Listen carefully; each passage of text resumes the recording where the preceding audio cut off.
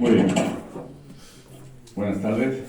Bienvenidos y bienvenidas al Ateneo Literario, Artístico y Científico de Cádiz, que sigue con su programación ya prácticamente terminando. Nos queda una sesión más mañana, que sería la tertulia literaria, y venimos del viernes de un acto multitudinario que fue la entrega de los gaditanos del año en el Salón de Plenos del Ayuntamiento. Así que todos creo que tenemos ganas de descansar. Pero no queríamos dejar pasar este 2024 sin celebrar el bicentenario del nacimiento de nuestro primer presidente, que lo tienen ustedes ahí en la galería de presidente. Y como tenemos a una persona tremendamente activa en nuestro Ateneo, que no se le escapa ninguna efemérides, como es nuestro querido amigo Paco Glicerio, pues evidentemente en esta ocasión tampoco se le escapó la efemérides y preparó la conferencia que van a tener ustedes el placer de escuchar esta tarde. Como todos saben, Francisco Glicerio Condemora es doctor en Historia por la Universidad CEU San Pablo de Madrid, con sobresaliente cum laude, es profesor de Historia de la Enfermería del Centro Universitario de Enfermería Salud Infirmarium de Cádiz, que está adscrito a la Universidad de Cádiz. Y también es profesor del Instituto de Ciencias Religiosas a Distancia de la Universidad Eclesiástica de San Damaso, donde imparte las asignaturas de Historia de la Iglesia Antigua y Medieval e Historia de la Iglesia Moderna, Contemporánea, y coordinador del Seminario Universitario Almirante Lobo FEU de la Fundación CEU San Pablo de Andalucía. Ha publicado, pues creo que ya va por la docena de libros. Empezó en 2006 con un texto, Siguiendo tus huellas, Cádiz, y el último, Calles y Plaza de la Base Príncipe de la Brigada Paracaidista del 2022. Ha impartido numerosas conferencias en universidades nacionales e internacionales, centros de investigación y en centros de investigación de numerosos países, entre lo que destacaría su relación con Italia, fundamentalmente su relación con el Reino Unido, que va a más a medida que van pasando los años, su relación con Portugal, con Polonia, con Alemania. Su solvencia investigadora pues, queda patente, queda de relieve en más de los 200 artículos publicados en numerosas revistas y en las colaboraciones, por ejemplo, con el prestigioso diccionario de la Real Academia de la Historia, donde ha aportado 25 voces diferentes, y es una obra de referencia internacional sobre la cultura hispánica, dos de ellas de reconocida enfermera, dada su profesionalidad en el campo de la historia de la enfermería. Dirige el programa Universidad y Sociedad en 7 Televisión, del grupo Andalucía Información, donde ha dirigido otros programas como Ventana a la Historia y Patrimonio Gaditano. También ha colaborado con Televisión Española, con 13TV, con la Televisión de Galicia, con Canal Sur, con la Radio y Televisión Española, como decía, con COPE, con Prensa, entre otros, con ABC y La Razón. El vicepresidente de la Asociación Nuestra Señora Salud Infirmarium de Cádiz y Ceuta, presidente del Aula de Defensa Almirante Lobo de esta casa, del Ateneo de Cádiz, académico de la Real Academia San Romualdo, caballero hospitalario San Juan Bautista, miembro del Comité Ejecutivo de la Fundación Hispano-Británica y teniente reservista del Ejército de Tierra, destinado en la MIPAC Almogávares 6. Así que Paco nos va a deleitar con la conferencia de don Miguel Ayllón Alto Aguirre, fundador y primer presidente del Ateneo de Cádiz, apuntes biográficos en el bicentenario de su nacimiento, 1824-2024. Cuando quieras. Con la venia, presidente. En primer lugar, dar las gracias a todos los aquí presentes, a compañeros del Ateneo, Pepa, Faría, Antonio Santisteban, Carolina, a los dos presidentes aquí presentes, a nuestro presidente don José Almenara y a don Ignacio Moreno Aparicio, compañeros de la cuarentuna, está aquí su jefe, agradeceros el que estéis aquí, de la UNED, de caballeros hospitalarios, de propagandistas, de la universidad, muchos de vosotros del programa de televisión Universidad y Sociedad, de esta tarde fría, pero no podíamos dejar, ¿se me escucha bien? Sí, perfectamente. No podíamos dejar pasar este momento, esta efeméride que es el bicentenario del nacimiento de don Miguel Ayllón Alto Aguirre. Yo les voy a ser breve. Decía un célebre clérigo del siglo XVIII, los sermones cortos mueven el corazón, los sermones largos mueven el culo con perdón. Así que intentaré que no se mueva mucho y ser unos 30 a 40 minutos. Bien, fíjense.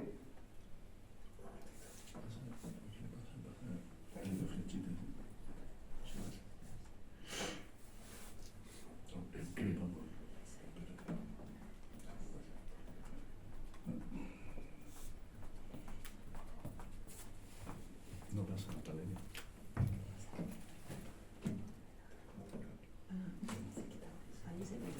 Ah, sí. Ah, sí.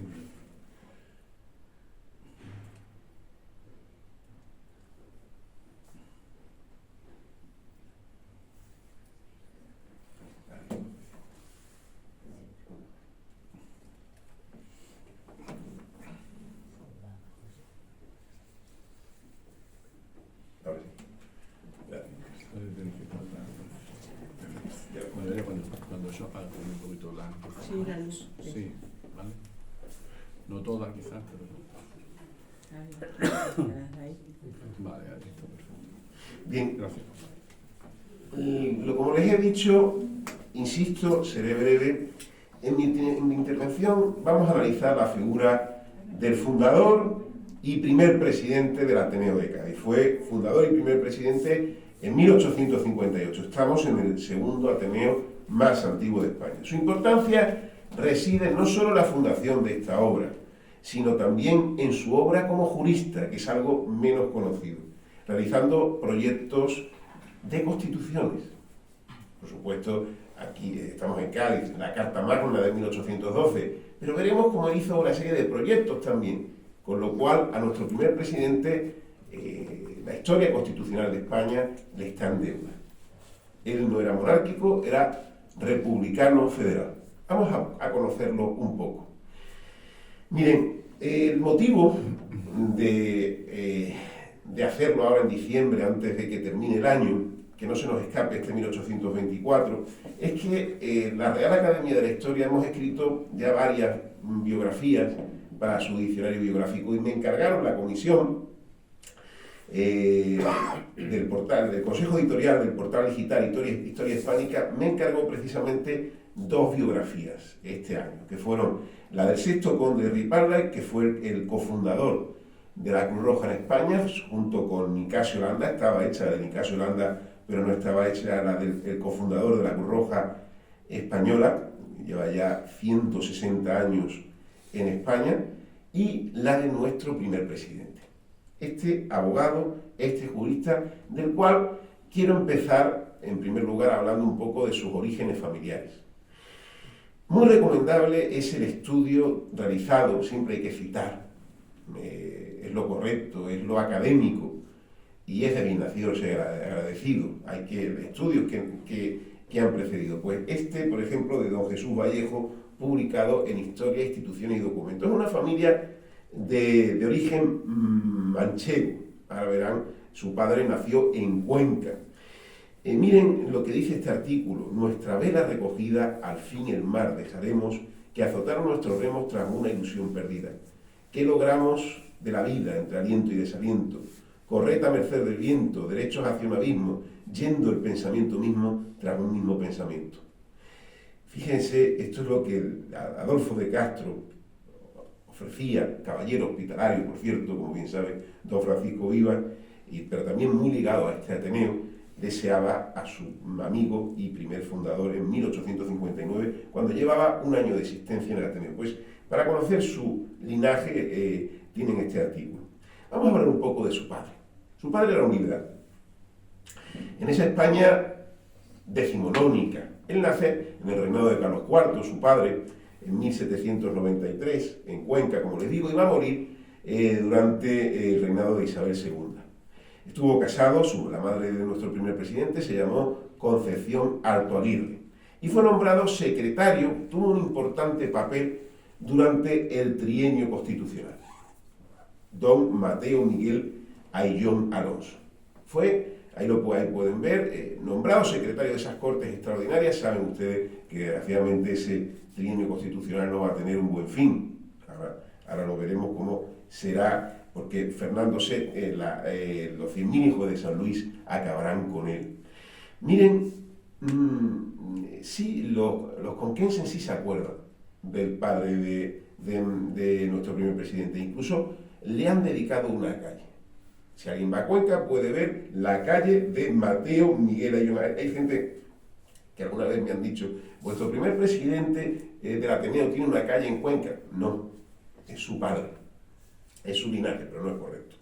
Pero fíjense, ya les digo, su padre mucho aprendió de él, e incluso esa ideología liberal. Recuerden, como les digo, el trienio constitucional, recuerden, aquí en Cádiz, durante el asedio francés napoleónico entre 1810, las Cortes se reúnen por primera vez el 24 de septiembre de 1810 en San Fernando, en la isla de León, Real Isla de León.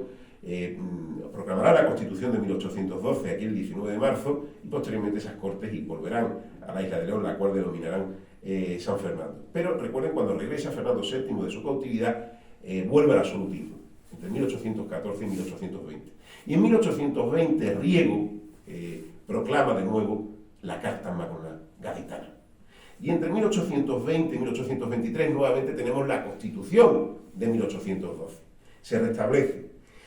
Sin embargo, va a haber la intervención de la Santa Alianza, en concreto de los 100.000 hijos de San Luis, llamado así por Luis XVIII. Luis XVIII, hermano del guillotinado Luis XVI y de su sucesor en el trono, Carlos X, va a enviar al duque de Angulema, a su sobrino, el duque de Angulema, que en ayuda, en colaboración con otros absolutistas españoles, va a conseguir liberar, entre comillas, al rey de Cádiz. Lo va a conseguir, lo va a restablecer en la plenitud a Fernando VII de sus derechos absolutos. 1824 a 1800, desde 1823 a 1833 la historiografía conoce a esa época como la década ominosa. ¿Qué hacen muchos liberales? Se exilian. Tienen que dejar España. Y el Reino Unido, bien ha dicho el presidente, yo tengo mucha relación con la Fundación Hispano-Británica, la presidenta de honor es Su Alteza Real, la infanta Margarita de Borbón y su presidenta ejecutiva, la doña Pilar González Bailín. Recientemente hemos estado en el Reino Unido y soy miembro del comité ejecutivo, y entonces les comenté que íbamos a hacer esto que tiene su toque hispano-británico. ¿Por qué? Porque nuestro primer presidente nace hace 200 años, estamos en el 2024, en 1824, fuera de Cádiz, fuera de Cuenca, fuera en la colonia de Gibraltar, donde había muchos exiliados españoles. Su padre se había tenido que exiliar, Fernando VII iba por él, al igual que fue por otros muchos liberales. Y se encuentra exiliado en esta colonia británica. Posteriormente, su exilio seguirá en el Reino Unido. Pero fíjense, en Jersey, no sé si saben dónde está Jersey, pero Jersey está en el canal, enfrente de Francia. Son las islas del canal. Además, Jersey fue de los pocos territorios que durante la Segunda Guerra Mundial invadió el Tercer Reich.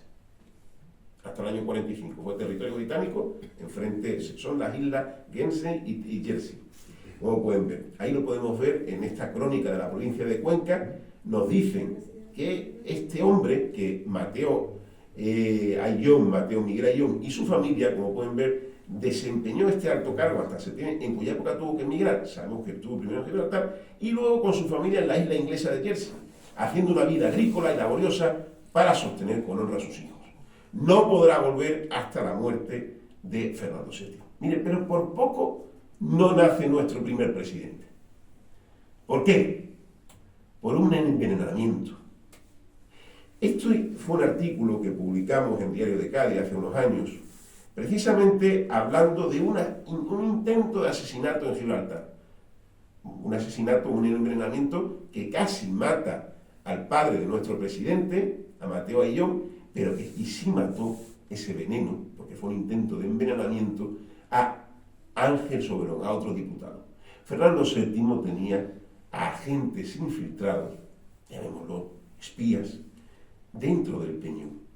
siguiendo los movimientos de los que habían formado parte del régimen liberal. Y los camareros es lo que nos dicen que sus sirvientes fueron los que envenenaron cuando tomaban el té en la colonia británica. El presidente, el padre de nuestro primer presidente sobrevivió, no así Ángel Soberón, otro diputado que estaba con él en exilio. Su envenenamiento en el Peñón lo hemos encontrado en fuentes de hemeroteca, publicaciones internacionales. Por ejemplo, hemos encontrado, no les traigo todo, pero saldrá publicado en gacetas italianas, en Francia y también en Portugal. Pero les traigo aquí la del Times, el célebre periódico londinense, nos decía, fíjense, cartas de Gibraltar que los señores Soberón y Ayllón, miembros de las últimas Cortes españolas, han sido envenenados por un sirviente que les atendía. Yo no me lo invento, siempre el dato. Como les digo, desde Gibraltar pasaron a estas islas la familia Ayllón, aquí, frente a Francia, pero dominio británico. Y tras 10 años de exilio, cuando muere Fernando VII en 1833, pues al año siguiente, en 1834, regresa. Nuestro primer presidente, ¿cuáles son sus estudios? Vamos a saber un poco más de él. Aquí ha habido excelentes médicos en el Ateneo, pero también ha habido juristas magníficos, entre ellos nuestro primer presidente, y también, no se olviden, también José María Pemán y Pemartín, que también fue secretario, primer secretario propagandista. Ahora estamos con el centenario de su 1924-2024, su establecimiento en Cádiz. Sabemos que estudió la licenciatura de Derecho y finalizó con 22 años. Fíjense, estamos hablando que en 1846 ya es licenciado en Derecho. Fue agente fiscal, iniciando su ejercicio en el Tribunal de Cuentas de España. Y a lo largo de su vida perteneció a los siguientes colegios de abogados. Estuvo colegiado en el Colegio de Abogados de Málaga, luego en el de Cádiz, en el Gaditano, que recuerden que se funda en el reinado de Carlos IV, bastante antiguo, el de Madrid, el Hispalense, el de Sevilla y el de Zaragoza, donde a la capital Maña también lo llevarán una serie de negocios tras abandonar Cádiz. Encontramos expedientes de su padre. Su padre vive hasta 1844 y cuando vuelve del exilio, él se colegia en el Colegio de Abogados de Madrid. Es una época difícil.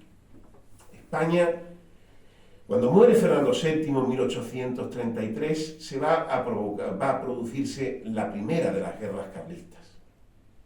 Ahí tienen a la viuda de Fernando VII, María Cristina de Borbón de Sicilia, y tienen a Carlos María Isidro de Borbón, el hermano pequeño de Fernando VII, que se acogía a la ley sálica, diciendo que él tenía derecho al trono, no su sobrina, la hija de Fernando VII y de María Cristina de Borbón de Sicilia, Isabel II, que fue proclamada en 1833. Carlos María Isidro en 1833 niega los derechos a su sobrina, a Isabel, la proclamada Isabel II, y se proclama a sí mismo Carlos V. No lo confundan con el ordinal que llevaba Carlos I de España, V del Sacro Imperio Romano Germánico. Será reconocido por muchos españoles. Y aquí pueden ver lo sangriento que hubo. La guerra carlista llegó hasta Cádiz. Recuerden la expedición que hubo, que llegó por esta zona, como pueden ver, la expedición de Gómez.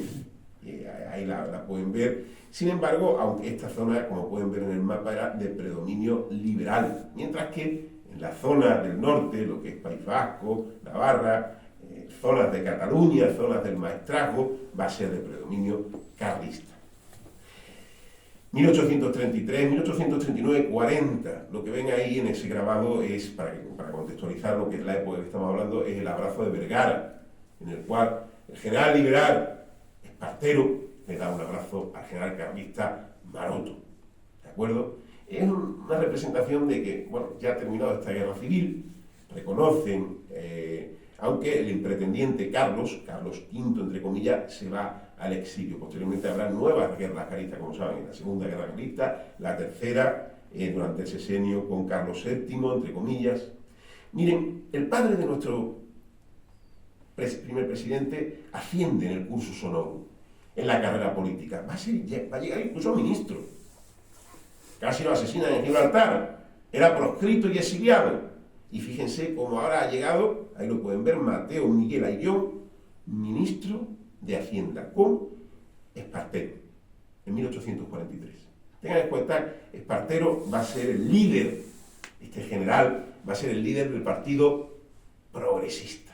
Recuerden que habrá el turno, en el reinado de Isabel II, habrá otro gran general que será el líder del partido moderado, Narváez. ¿De acuerdo? Aquí tienen, él está, el padre de nuestro primer presidente está en la línea de este personaje. Fíjense, un poco después de terminar la carrera, nuestro primer presidente ya se colegia, y aquí pueden ver algunos que también siguen Dionisio Ayllón, y ahí ven a nuestro primer presidente, Miguel Ayllón, lo ven ahí, Miguel Ayllón y Alto Aguirre, lo pueden ver aquí, permítanme, Miguel Ayllón y Alto Aguirre, colegiado en 1852 en Madrid. Miren, les he dicho que le está en deuda al constitucionalismo español y hay que ponerlo en valor. Yo soy estudiante de Derecho, del grado de Derecho en la actualidad, por la UNED. Poco a poco vamos sacando la carrera, pero disfrutando. Hemos estudiado, hemos aprobado Derecho Constitucional 1, 2 y 3, y no he visto referencia a nuestro primer presidente. Y ahora verán, y le pruebo con documentos como sí habría que citarlo. Y sí que aportó a la historia constitucional de España. Lo que pasa es que muchas veces, a lo mejor las abreviaturas confunden. Miren, esta, por ejemplo, es un proyecto de constitución que nuestro primer presidente, antes de la fundación del Ateneo, realiza durante el bienio progresista. Proyecto de Constitución español. Fíjense las iniciales. M.A.A. Miguel Ayllón Alto Aguirre. Es importante. Y esto hay documentación en el Congreso de los Diputados. Fíjense lo que decía en 1854. Reinado de Isabel II. Hoy se abren las puertas de la representación nacional y en sus alas deposito humilde esta pequeña ofrenda. Símbolo sea de mi ardiente amor a la patria. Es un patriota. Independientemente podemos estar de acuerdo o no con la ideología de otra persona, pero hay que reconocer lo que nos transmite y lo que es evidente. Véase en ella la inspiración de un corazón puro, virgen de toda pasión mezquina, aquel para quien merezca severa censura en el terreno de la ciencia, que al menos compadezca el error y haga justicia a la intención. Se preocupa por... vamos a analizar un poco el texto. No les voy a tener aquí toda la tarde, les he dicho que antes de las 8 estaremos fuera, no les voy a tener mucho tiempo. Pero miren, el artículo 2 de este proyecto de Constitución nos dice: todos los españoles son iguales ante la ley y ejercen los derechos de ciudadanía a los 25 años de edad. Hoy esto ha cambiado, estamos todavía en el siglo XIX, pero fíjense, más todavía, hoy en día obviamente estamos hablando de mentalidad del siglo XIX. Artículo 3. Desde el año 1860, al escribir esto en 1854, da una prórroga de 6 años para que las personas se instruyan. Se considerarán suspensos los derechos de ciudadanía de todo español que, habiendo cumplido 25 años, no sepa leer y escribir. Se le va a quitar el derecho a voto. Estoy diciendo, no estoy equiparando 1854 con 2024. Estoy diciendo su pensamiento, que es acorde a lo que pensaban muchos en el siglo XIX. No, todavía no es un pensamiento totalmente democrático, es todavía liberal. Es de bien nacido ser agradecido. Fíjense, la Guía Rossetti de 1859, una fuente hemeroteca de primer orden, recoge los esfuerzos realizados para la fundación del Ateneo de Cádiz por nuestro primer presidente.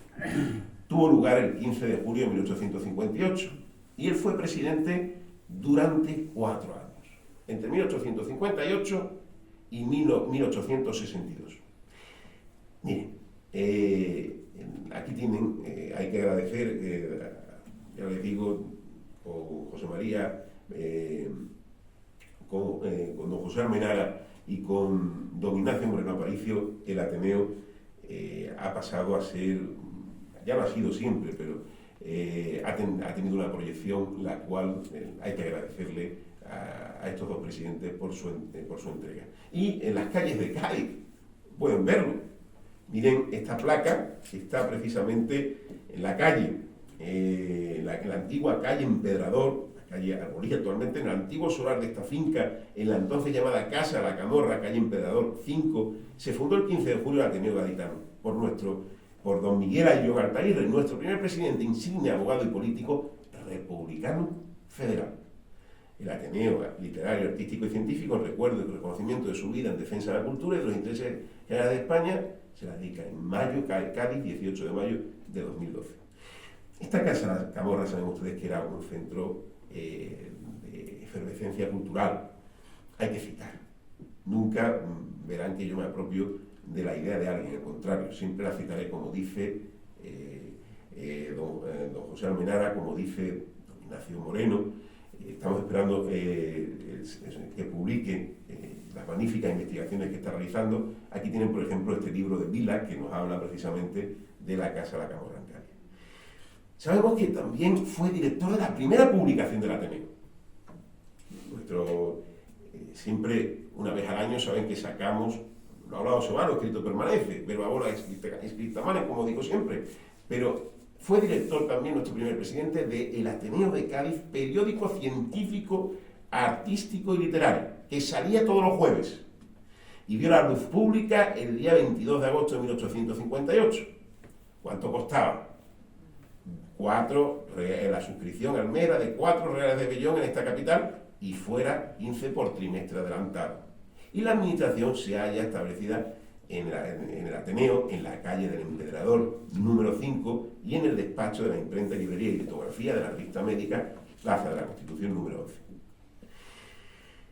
Él también trabajó por la ciudad, los años que estuvo aquí, que residió.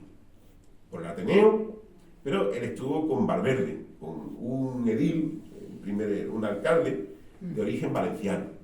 Recuerden la calle Valverde.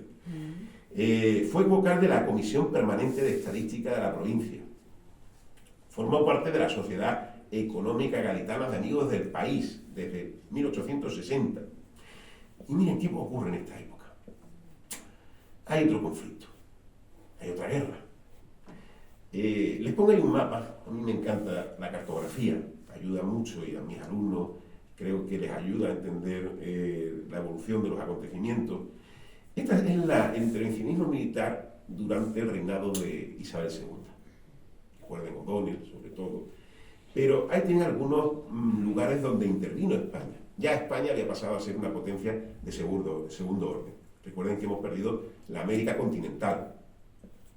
Recuerden el 9 de diciembre de 1824, se está haciendo el bicentenario también, la batalla de Ayacucho.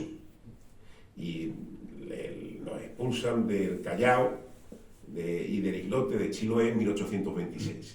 Pero todavía nos quedan Cuba y Puerto Rico, hasta 1898. Durante un tiempo, entre 1861 y 1865, Santo Domingo, la República Dominicana, vuelve al seno de la madre patria. Y todavía nos quedan Filipinas, las Carolinas, Marianas, Palaos.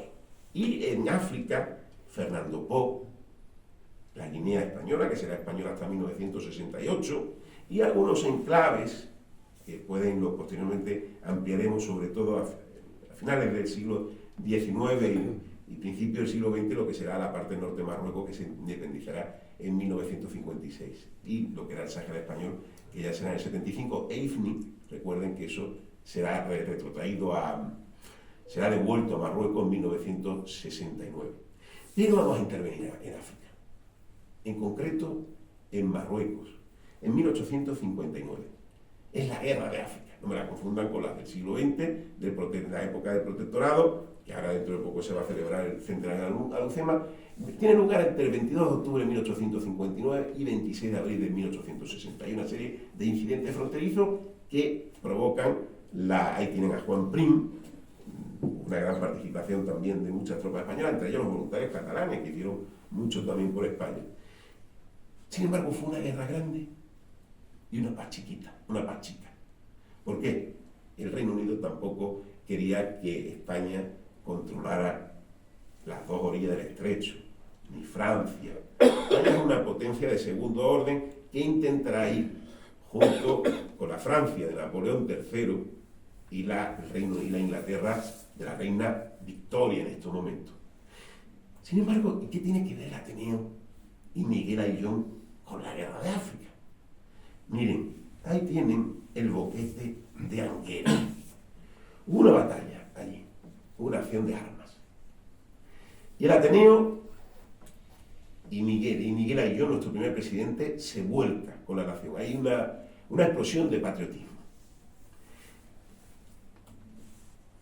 Sabemos que el 22 de noviembre de 1856 un soldado llamado López Conejero se hallaba con los demás componentes de su compañía de cazadores prestando servicio en los barrancos de esta zona, del boquete de Anguera. Tras ser atacada la compañía por un grupo de 400 o 500 moros, y hubo de retroceder, dejando algunas bajas. Entre los heridos se quedaron en el territorio dominado, se quedó atrás, en el territorio dominado por el enemigo, Juan Molina, camarada y amigo de Caudete, del pueblo de Caudete, en Albacete, del soldado Francisco López Conejero. Sin embargo, este se había dado cuenta que había dejado que su compañero se había quedado atrás. Y heroicamente, con abnegación, con generosidad y afecto, vuelve, se mete bajo las líneas enemigas y rescata a su compañero, regresando con todo el equipo de campaña, atendiendo más a su vida, a la vida del compañero que a la propia, y arrancándole de una muerte cierta. ¿Qué tiene que ver el Ateneo de Cádiz en esto? Bueno, pues fíjense, el Ateneo de Cádiz, el Ateneo gaditano, lo nombra socio de mérito a este soldado Francisco López Conejero. Fue premiado condecorado con la Cruz Pensionada de María Luisa, como pueden ver, caballero de primera clase pensionado de la Orden Militar de San Fernando y socio de mérito del Ateneo de Cádiz. Incluso se le puso una placa. ¿Alguien sabría decirme dónde está esta primera placa concedida por el Ateneo de Cádiz, por el recién fundado Ateneo de Cádiz? Está escondida, no está muy a la vista, está dentro del ayuntamiento, en uno de los patios. Una placa situada, nos dice, este reconocimiento bajo la presidencia de don Miguel Ayllón, de nuestro primer presidente. Fíjense, buscando precisamente, investigando en Fuente Hemeroteca, encontramos la reseña de la sesión celebrada en el Ateneo de Cádiz el 23 de enero de 1860, para solemnizar la inauguración de esa lápida consagrada a este valeroso hecho, llevado a cabo en el boquete de Anguera por este soldado, por Francisco López Conejero. Dice, la noche 23 del corriente, noche solemne, por corresponder al Día de la Nación, celebrada los de Su Alteza Real, el Príncipe de Asturias, futuro Alfonso XII.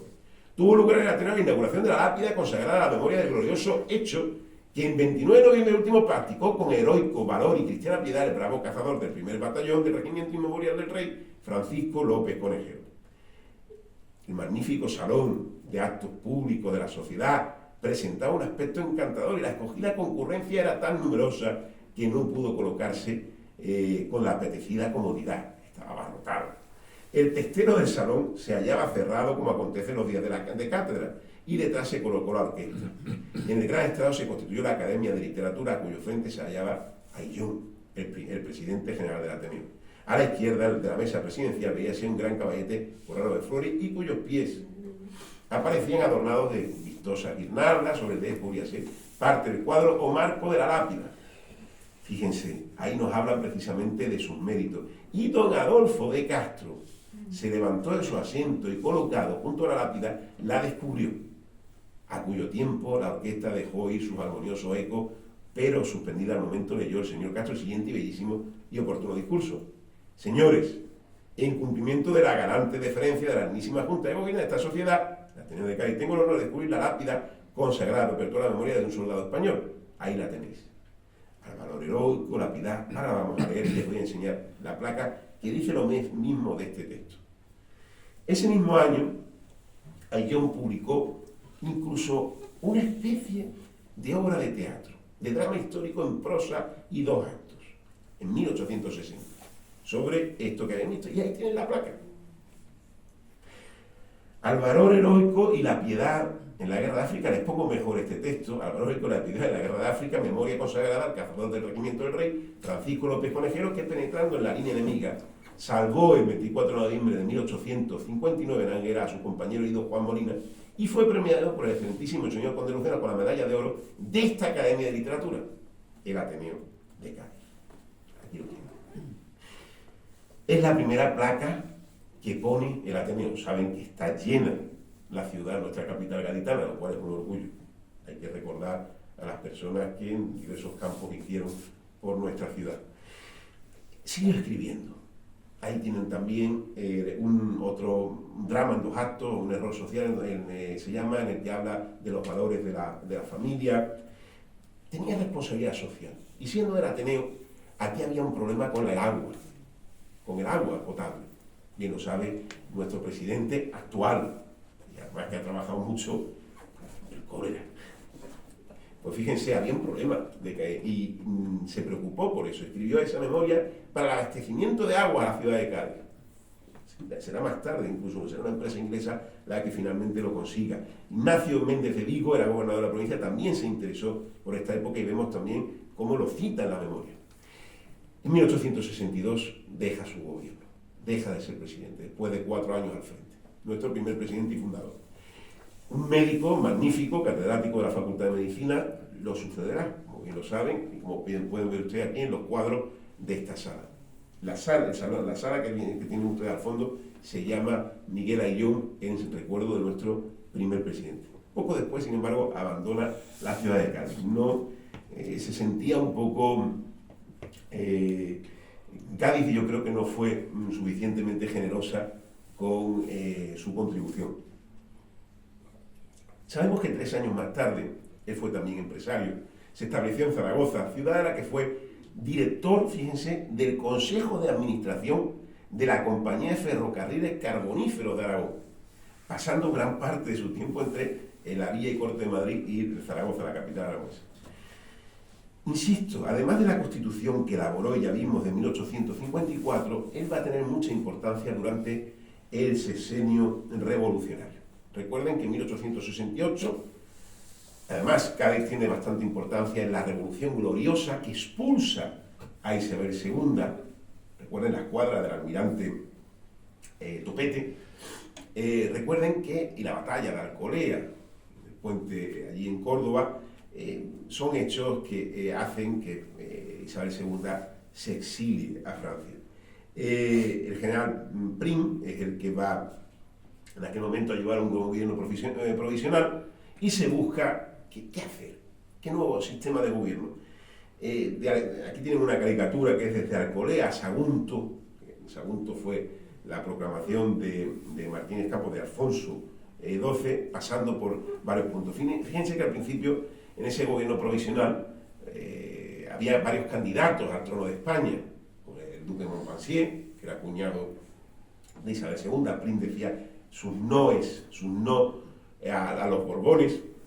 Estaba casado con una hermana de Isabel II, de la infanta Luisa Fernanda, así que fue de Montpensier por una serie de hechos. Había un alemán también que se llamaba Leopoldo Hohenzollern Sigmaringen, siempre de broma. Sabéis que aquí tenemos nuestra Sanahuasa, y aquí se le llamaba, en vez de Leopoldo Hohenzollern Sigmaringen, y dice, ¿este quién es?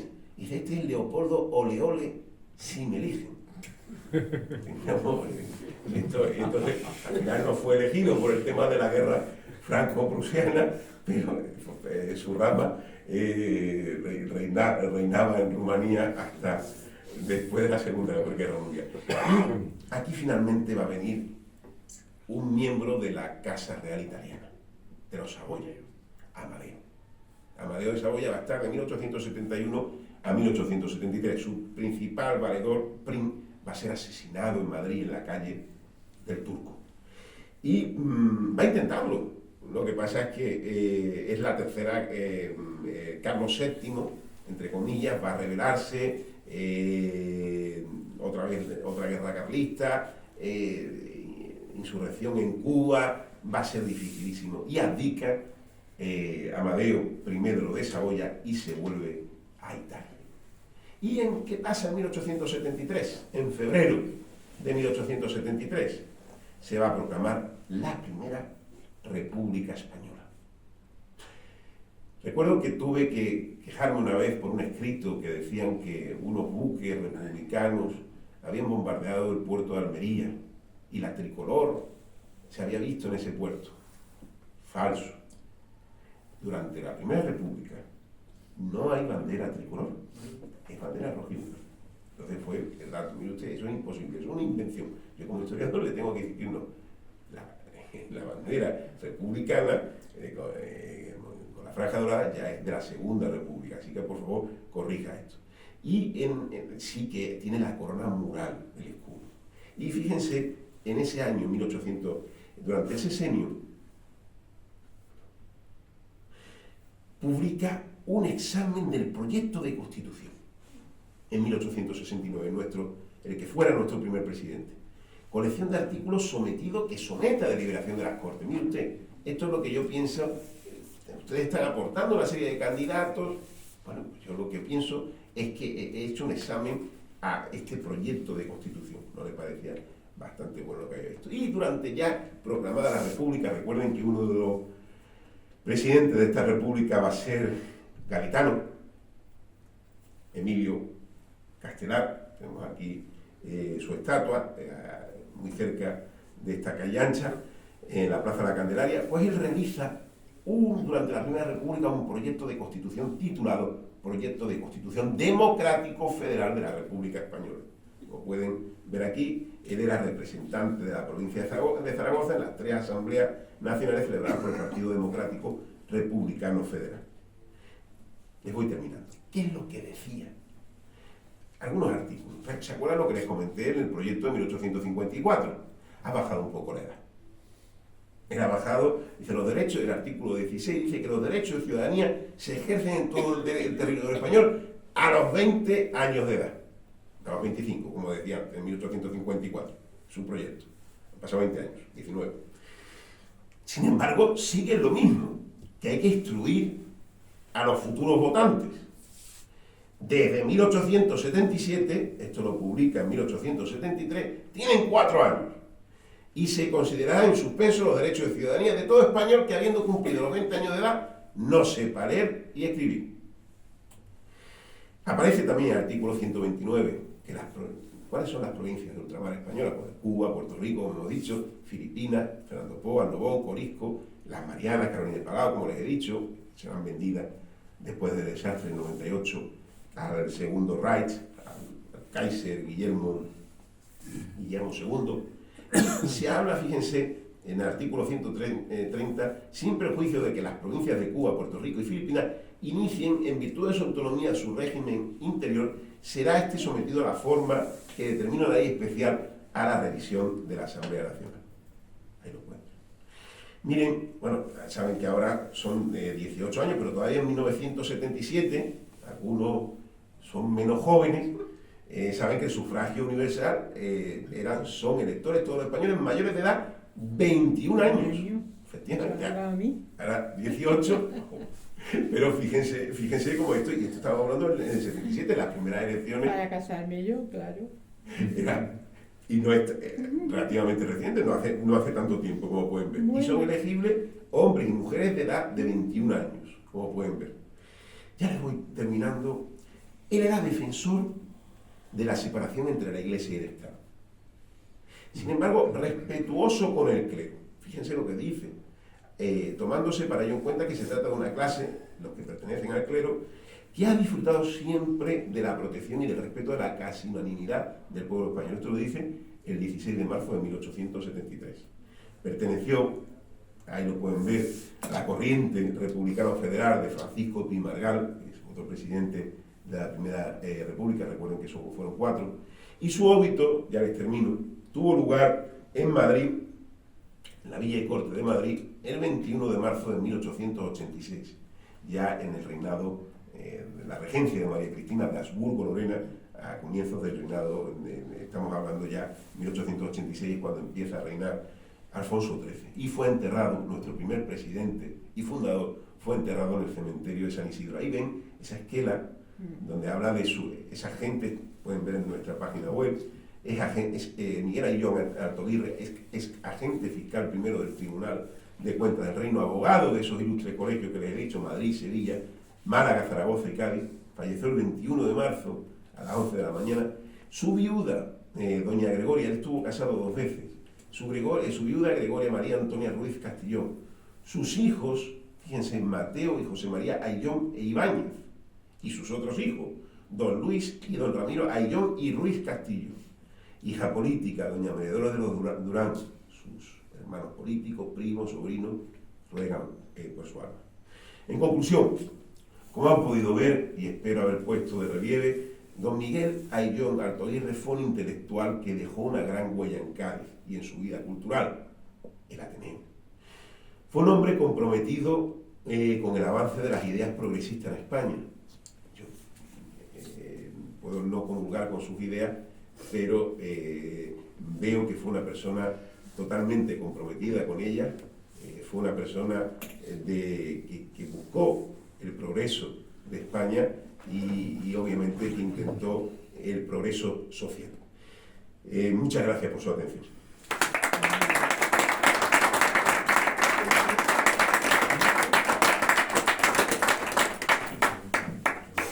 Muchísimas gracias, Francisco Glicerio, por la excelente conferencia que nos has impartido, no solamente en el fondo, sino también en la forma, como en ti es habitual. ¿Tenéis alguna pregunta, algún comentario, algún tipo de aclaración? Creo que ahora es el momento, ¿no?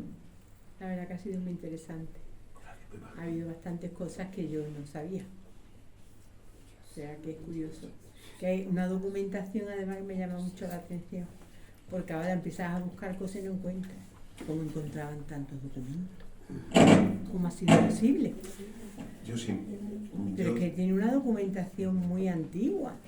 Los historiadores siempre estamos, precisamente yo llevo mucho tiempo trabajando en el archivo del Congreso de los Diputados, trabajando también archivos como el archivo del Senado, como la Biblioteca Nacional. Hay muchas fuentes de hemeroteca. A través de la Fundación Hispano-Británica, pues muchas veces tengo que ir a British Library. Entonces, siempre que aprovecho, voy a algún sitio, Archivo Histórico Nacional. Entonces, un historiador no puede quedarse en el tema, ser localista o tener solamente una fuente, sino hay que efectivamente comprobar. Muchas veces hay fuentes que no son correctas, que están mal datadas. Así, en un minuto. Pues me ha encantado por eso, porque veo el trabajo que ha hecho. Claro. Maravilloso. Muchas gracias. ¿Algún otro comentario? Bueno, pues yo de nuevo felicitarte, Paco, y agradecerte que no dejaras en blanco, ¿verdad? Pasar la efemérides del bicentenario del nacimiento de nuestro primer presidente, y que ha dejado claro de que era un jurista de primer nivel. ¿Tú crees que esa faceta de jurista de primer nivel en España es conocida, es reivindicada, o ha quedado un poco oscurecida por el paso del tiempo? Sí, a lo mejor muchas veces no se han planteado el tema de profundizar en esas iniciales, pero lo que yo he visto, o sea, se cita mucho la de 1873, pero muy poco la de 1854. Y ahora todavía no puedo hablar como historiador, sí puedo hablar de la fuente documental, como yo todavía estoy en segundo, tercero de Derecho, y acabar con asignaturas en ambos cursos. Y lo que he visto en esos manuales sobre derecho constitucional no se le menciona, y en historia del derecho no se le menciona mucho. Entonces habría que precisamente esta charla, que me gustaría publicarla para corregir ese vacío. Bueno, de momento la vamos a subir al canal, de tal forma que la pueden ustedes ver y compartir con quien lo desee, claro. Que es una forma de reivindicar la figura de nuestro primer presidente. Y además es una forma también de reivindicar el Ateneo, ¿no? La importante historia del Ateneo, de esta institución en esta ciudad, no solo en esta ciudad, sino que también trascendió fuera de las fronteras gaditanas, como hemos podido comprobar en ese primer presidente, y como se puede comprobar en toda la galería de los presidentes, que a mí personalmente, cada vez que entro, pues me da un poco de pánico sentarme aquí, porque parece que me están mirando, diciendo, ten cuidado con lo que haces, que ya nosotros hicimos lo que teníamos que hacer. Bueno, muchas gracias a todos por su presencia aquí esta tarde. Bueno, como es la penúltima de las sesiones y yo mañana no estaré, pues también quiero desearle felices fiestas y feliz Navidad a todos también los que nos siguen por el canal y lo mejor para el año venidero. Muchas gracias a todos.